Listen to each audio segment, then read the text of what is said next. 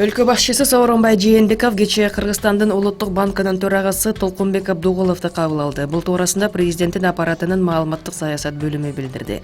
Анда акча кредиттик саясатын жүргүзүү ишмердиги, банктык жана төлөм системасынын азыркы кырдаалы, ошондой эле өлкөдөгү баа жана финансылык туруктуулукту камсыз кылуу боюнча кабыл алынган чаралар талкууга алынды.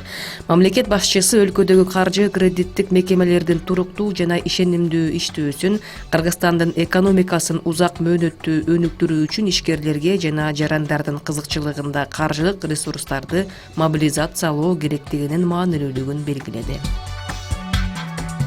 Кемерово облусундагы фитнес-клубтардын биринде тренер болуп иштеген кыргызстандык жигиттин өлүмүнүн чоо жайы териштирилип жатат. Кыргызстандын Орусиядагы элчилигинин өкүлү Гүлбарчын Байымбетова учурда адистерге тапшырма берилгендигин билдирди. Кечээ маалымат каражаттары Ленинск-Кузнецк шаарындагы кафелердин биринде болгон жаңжалда кыргызстандык 25 жаштагы жигит жабыркап ооруканада каза тапкандыгын билдиришкен. Кыргызстандык жигиттин өлүмүнө шек саналып жаткан адам жаңжал учурунда мас абалында болгон. Анын жарандыгы туурасында маалымат жок. Ишти Орусиянын ички иштер министрлигинин Кемерово облустук башкармалыгы иликтөөдө. Кубакы ашуусундагы жол кырсыгынан 2 адам жабыркады. Бул туурасында Турмуш басылмасына күбөлөр билдирген.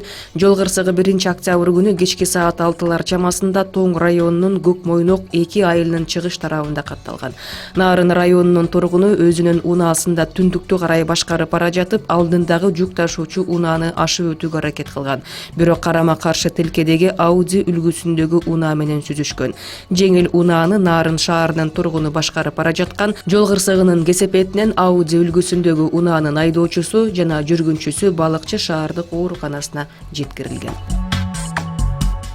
Фергана облусунун Дангара районундагы 4 мектептин директорлорунун орун басарлары жол кырсыгына кабылып каза болду. Алар түнкү селектордук жыйынга катышуу үчүн облус борборуна бара жаткан.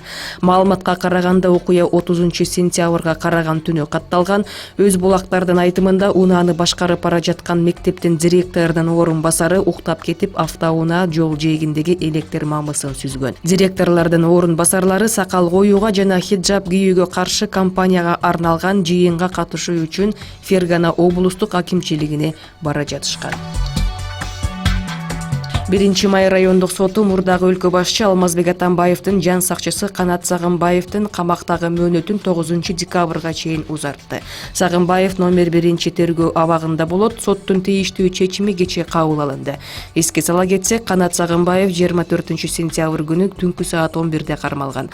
Ага кылмыш жаза кодексинин 4-беренеси боюнча кылмыш иши козголгон. Сагынбаев Атамбаев кармалганга чейин аны кайтарып жүргөн.